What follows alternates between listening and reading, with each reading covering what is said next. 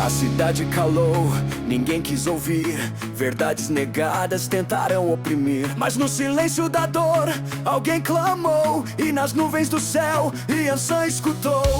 Com sua espada e o vento nos pés, desceu da tormenta girando os axés. Não pediu licença, não pediu perdão. Ela veio pra limpar com trovão e paixão.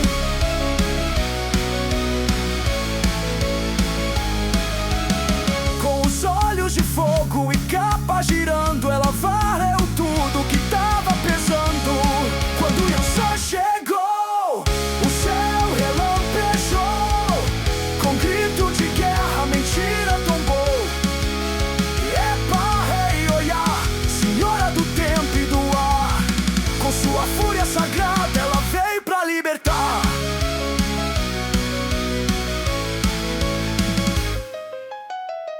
Cortou as correntes, soltou os nós. Chamou pelos eguns, falou por nós. Levou embora o que era atraso.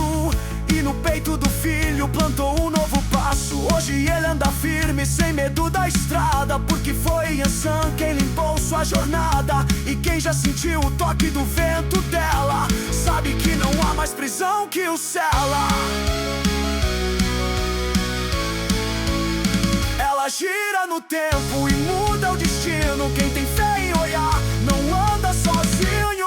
Quando Yansan chegou, o céu relampejou. Com grito de guerra, mentira tombou. Epa, rei, Oiá, senhora do tempo e do ar. Com sua fúria sagrada, ela veio pra libertar. Cortou as correntes, soltou os nós. Chamou pelos eguns, falou por nós. Levou embora o que era atraso. E no peito do filho plantou um novo passo. Hoje ele anda firme, sem medo da estrada. Porque foi Yansan quem limpou sua jornada. E quem já sentiu o toque do vento dela sabe que não há mais prisão que o cela. Ela dança entre mundos com a alma em brasa. Se a justiça demora, ela chega e arrasa. Não tem vendaval que a faça recuar. E Yansan vem sempre pra transformar.